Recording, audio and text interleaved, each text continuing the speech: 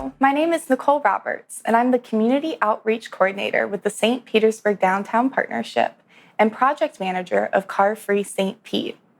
The Downtown Partnership is a private nonprofit organization that is dedicated to championing community prosperity through purposeful, transformative projects. As our urban center continues to grow, we recognize that it's important to think thoughtfully and holistically about our transportation options. In 1996, we were named Downtown St. Petersburg Transportation's Management Organization, which allowed us to invest in the creation of the St. Petersburg Trolley, which to this day runs the free downtown looper, servicing our most popular downtown destinations daily and providing private charters for special events downtown each year. More recently, we have launched the Car Free St. Pete movement, an initiative designed to encourage locals to go car-free when they're in downtown St. Pete. This is done in partnership with transportation organizations, including the Looper Group, Pinellas Suncoast Transit Authority, the Crossway Ferry, Coast Bike Share, VIO, Razor, St. Pete Pedicab, and most recently, the Southside Greenway. We look forward to working with the next mayor of St. Petersburg to improve our community's options so that it is easier and safer to live, work, and play in St. Pete car-free. Hi, my name is Bruce Stephenson. I'm a professor at Rollins College, and I'm really honored to share my time with you this evening. What I'd like to do is share my screen and also my experience of studying St. Petersburg for the last 30 years. If you look, you'll see two books, Vision of Eden and John Nolan, Landscape Architect and City Planner. And what I've learned from these two works is that sustainability is key to the future of St. Petersburg and every American city because it forces us to address climate change and structural historic racism, the two existential issues of our time. I started as a city planner for Pinellas County in the late 1970s. And one of the first works that we did is the map on the left. And that shows the areas in Pinellas County that have to evacuate during a hurricane. The first to evacuate and the last to insure, the dark red areas. On your right is the John Nolan plan for St. Petersburg, which we did not know even existed when this plan was put together. And if you look, those dark areas are the areas that Nolan sought to preserve.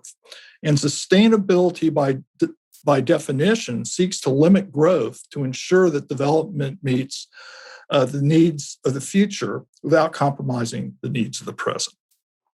Also, sustainability is about resilience. If you look at the areas Nolan sought to preserve and compare a Category 5 hurricane hitting St. Petersburg, Tampa Bay, you'll see how intuitive Nolan's knowledge was to protect the human species.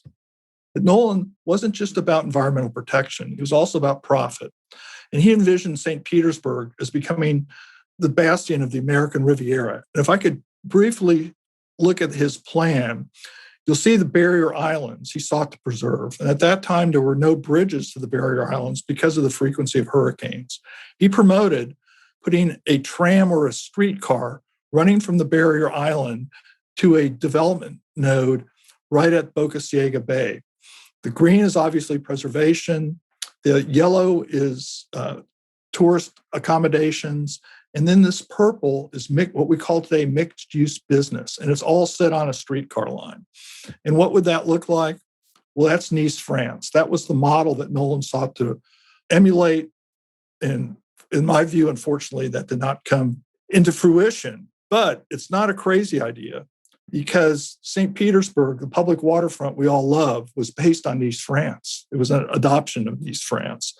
And also this idea of an American Riviera was structured into the thought of the founding folks of St. Petersburg and defined the 1920s land boom.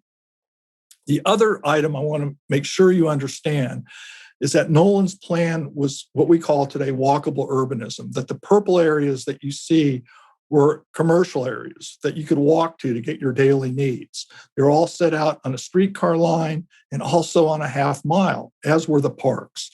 And this whole concept of walkable urbanism was folded into equity, that you could not tell where the white neighborhoods and black neighborhoods were. And this is part of Nolan's legacy, that he thought a city was a living organism, and the only way that organism could survive if all parts were adequately invested in. And Nolan's plan was not adopted. In fact, 89% of the people voted against it. And when I first looked at this issue in my first book, I thought it was simply greed, that speculative greed destroyed that. And as you see on the right, there's Uncle Sam. He's looking at Miss Florida, and we can see how enticing Florida was because of the profits to be made. But when I did my second book, I found that the real reason Nolan's plan failed was because of ardent racism, that Nolan's plan to invest equally in the African-American communities doomed the plan in an area of racism so intense, it's hard to adequately understand. The good point that I think where we are today is that progress has obviously been made.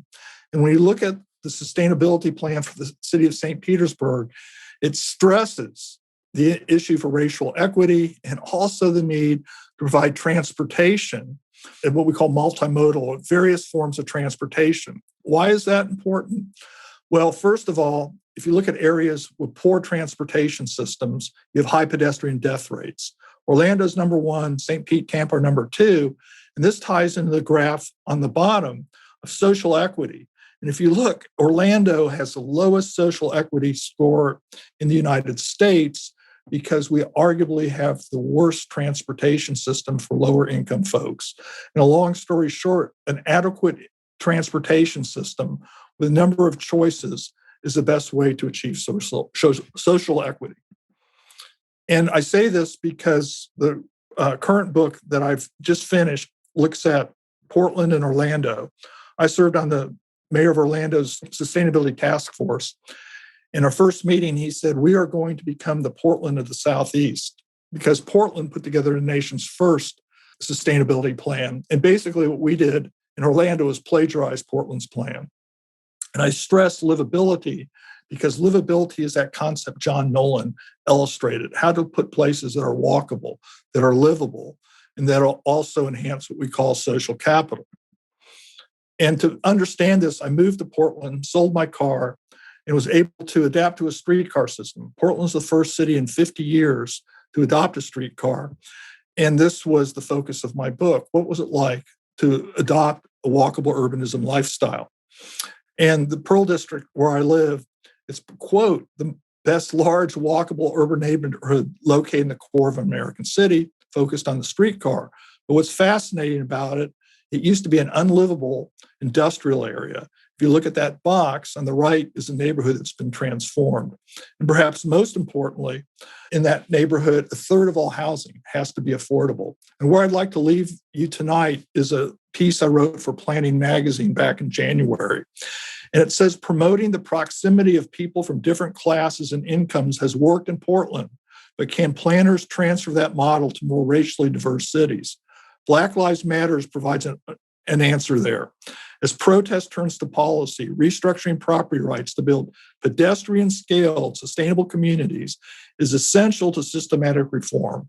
By harnessing the synergy of social justice and smart planning, cities can build neighborhoods where affordable housing is mandatory, the pedestrian realm is sacrosanct, citizens have a role in governance, and the sidewalk ballet fosters the social capital that elevates community life. And also, I'd like to end by saying the very issues you're looking at tonight, we're looking at Orlando and at Rollins College in particular, where we're hosting a sustainability symposium on this very same issue. Thank you very much. And we are back on My Mayor. Joining me in the studio is candidate for mayor, Robert Blackmon. Welcome, sir. Pleasure to be here as always. How's life on the campaign trail? It could not be better. So many good things are happening. It's the final countdown now, so we got about a month left. And knocking on every door, calling every person, reminding people when the election date is, November 2nd, and just doing all we can to make sure we finish strong. Awesome. So today's My Mayor, we are shaking things up a little bit, as we've been wanting to do for the last couple My Mayors. I hope you enjoyed the time at the Dolly. I think that was a pretty cool event, and thanks to them for hosting us. Charlie Guy, actually, got to give him a shout out, has collected a lot of interesting questions all around transportation and on multimodal transportation. Charlie's working diligently on a project to connect our trails, and you can find out more about that project at southsidegreenway.org.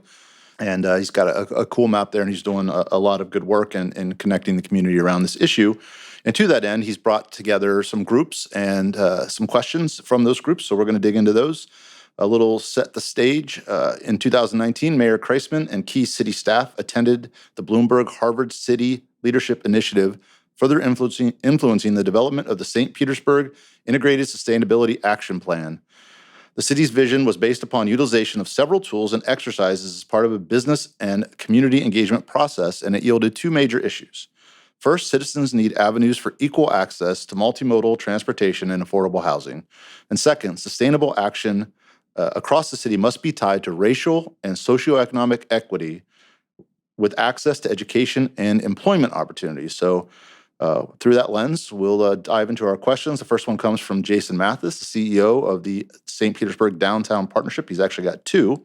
And he says state and federal dollars are critical funding sources to match local priorities and for transportation, mobility, and transit projects. What additional steps can we take to support walkable communities that emphasize all modes of transportation as our urban center continues to evolve? Well, one of the most basic answers to that question is we can improve our sidewalk system. Right now, by our own estimates, it's going to take over 450 years to replace our sidewalks at current budget cycle, and that is absolutely shameful. We need to prioritize our infrastructure. That is the basic job of a municipal government and certainly of a mayor. We were even talking about in committee and council recently eliminating sidewalks from our neighborhoods because we can't afford their upkeep. So I don't know how that at all plays into the ISAP and how we can move forward as a more integrated community. One thing I proposed, and we even did a pilot program, was can we pressure wash sidewalks and seal them to try and help maintain them in the short term. And what I'm saying by that is, you walk downtown, you see all the sidewalks are covered in chewing gum. They're all dirty. When they get wet, all that algae and that mildew is a slipping hazard. And there's cracks everywhere. I talked to a private company, and we could have every single sidewalk in our city pressure washed for pennies, literally 2 or 3 cents a square foot. It would amount to just over $100,000, and it would last for 2 years. No sidewalk in our city has ever been pressure washed in our city's history up till now. It's basic steps like that we are not taking, yet we have these grandiose, greater plans to make cities more walkable and bikeable, but we don't even pick up the low-hanging fruit.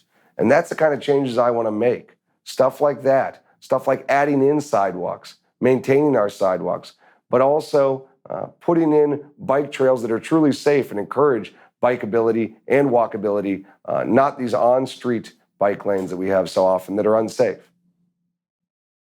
Thank you. Second question from Jason Mathis, CEO of the St. Petersburg Downtown Partnership is, how would you prioritize creating an interconnected trail system that can be used for recreation and transportation with our new bus rapid transit program? So that's a great question, and thank you, Jason. Good guy, smart guy, handsome devil as well. But how would we integrate all of our forms of transit? First of all, we have to remember that St. Pete was built by the suburb.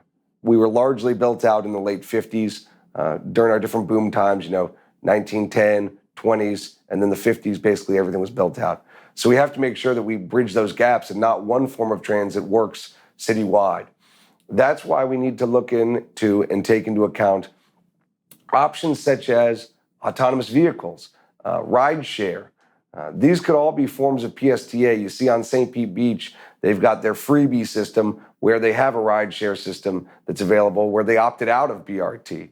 But we can have different options where we can have connectors because you're never going to be able to get a bus into a tight neighborhood. Also, of course, we need to encourage walkability and bikeability. But, if I had to wave a magic wand, I'd like to see the most heavily trafficked corridors be light rail. And then we have to look at other options such as what I thought was crazy when I first heard it, but actually makes a lot of sense, is the sky gondola idea. It's been used internationally.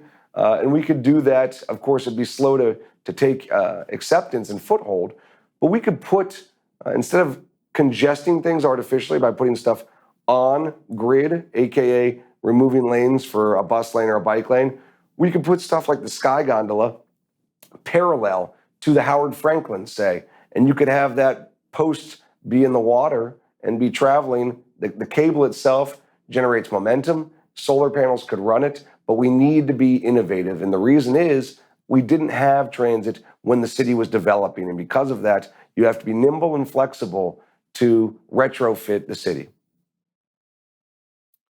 Thank you. Next question comes from the aforementioned Charlie Guy, who's the co-founder of the nonprofit Southside Greenway Corp. He says, what modifications and/or enhancements would be in your plans for the city to now help better promote and accelerate Deputy Mayor Kanika Tomlin's youth opportunity creation approach by linking healthy biking physical activities from our schools to the varied supplemental educational enhancement opportunities, resources around the city? Well, I think a great example of that is we need to have different centers for children near where kids like to go. Top of my head, one thing that comes to mind is the Science Center project that I've worked on extensively. It's right next door to Azalea Middle School. It's right down the road from Walter Fuller Park. And for 60 years, it existed as a hub of scientific learning. Kids can be in these kind of bubbles, in these circles of points of interest where they go from school to Science Center, after school activities, to the park to go play soccer or other youth sports.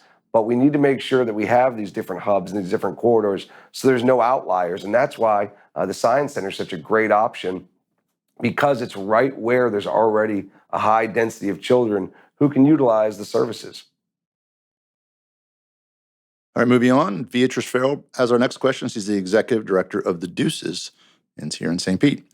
She says, both finalists' redevelopment plans for the Tropicana Field property propose backloaded timetables with vaguely specified integration plans with the existing launched Warehouse Arts District, the Deuces Joint Action Plan.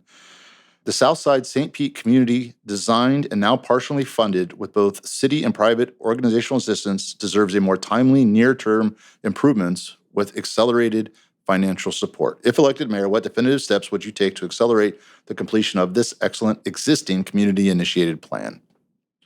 Well, first of all, Beatrice is a great steward of our community, and I want to just recognize her. You know, there's a great list of people here, but Beatrice does a lot for our city.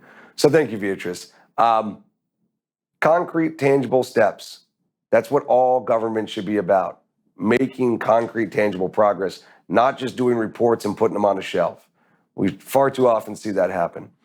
What we can do is we can try and take some tangible, concrete steps towards moving this project forward. We've already planned for the future of the Tropicana Field site, but looking at stuff such as reintegrating the grid system, just so we can tie in the community, because right now, Tropicana Field is an outlier. It's an island. It's a big concrete jungle that looks like a bomb went off, and there's nothing there but a stadium and a bunch of surface parking. Looking at trying to tie in infrastructure in the short term, we could start running cables. We could start running grid system, plumbing, all sorts of infrastructure work that we could be doing in preparation for a future. So we could certainly be acting now, and it wouldn't interfere with the current contract we have with the Rays. And that's what we need to do. We need to be preparing for the future one way or the other so we're not caught flat-footed. Thank you. All right, next one is Bill Nesper, who's the executive director of the League of American Bicyclists. He calls himself a Floridian living in exile in Washington, D.C., but there's some local tie-ins, so we included his question. He says, we at the League have been proud to recognize the progress on the ground here in St. Pete with a silver level bicycle-friendly community award to St. Petersburg and are excited by the progress we've seen. During the pandemic, we've seen unprecedented growth in new people bicycling, from families to first responders. The pandemic also highlighted the health disparities and racial inequities that exist in our communities. When bicycling isn't a safe option, it further exacerbates systemic inequities in the health and well-being of those who stand to benefit most. If elected mayor, what steps would you take to make bicycling, walking, and other multimodal transit options even more accessible for all people in St. Pete? That's a great question. There's a bunch to unpack there, but I'll try and just take a couple bites of the apple here. One of the first things comes back to on what system does a bicycle operate. Does it operate on road? Does it operate on a sidewalk? Do you operate in a bike lane that's on street or a widened boulevard sidewalk? I prefer the latter option, boulevard sidewalks. I'd rather us roll out extensive bike lane sidewalks like we have on First Street North, which feeds into downtown. It's heavily used by joggers, by bicyclists, and it's also safe. That being said, talk about inequities. I'm thinking about my high school, St. Pete High. Directly across the street from there, you have a very narrow sidewalk on a major avenue, Fifth Avenue North. In that sidewalk, you have very large telephone and electric poles. They further congest it, and you have to go into the street to pass them. Simple changes like getting those poles out of the sidewalk can help make things more commuter friendly. Clearly, it was shoved in after the fact, and it's unsafe and it's not right for our citizens. So we can make simple changes like that, but also we need to think about what we're doing when we make these changes, especially complete streets. I'm very pro bicycle, I'm very pro walking, but we're talking about right now adding complete streets onto 18th Avenue South. The argument is it's one of the largest speeding areas in our city, and we use complete streets as a traffic calming measure, but that's not what it was intended for. You know, complete streets was not meant to put bicyclists on grid with motorists, because then you have human traffic control devices.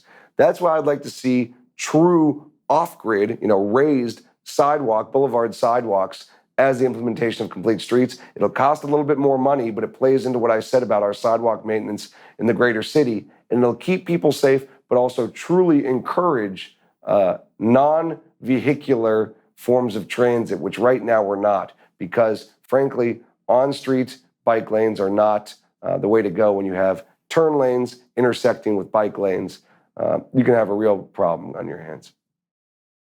Thank you. All right, final question comes from Esther Eugene, Executive Director of the St. Petersburg branch of the NAACP. It's a financing-specific question. She says, as you are now campaigning to become the city's next mayor, will you publicly encourage Mayor Kreisman to now set aside a specific 2021 funding amount from St. Pete's $45 million share of the American Rescue Plan Act for a Southside St. Pete community-specific true multimodal transportation plan?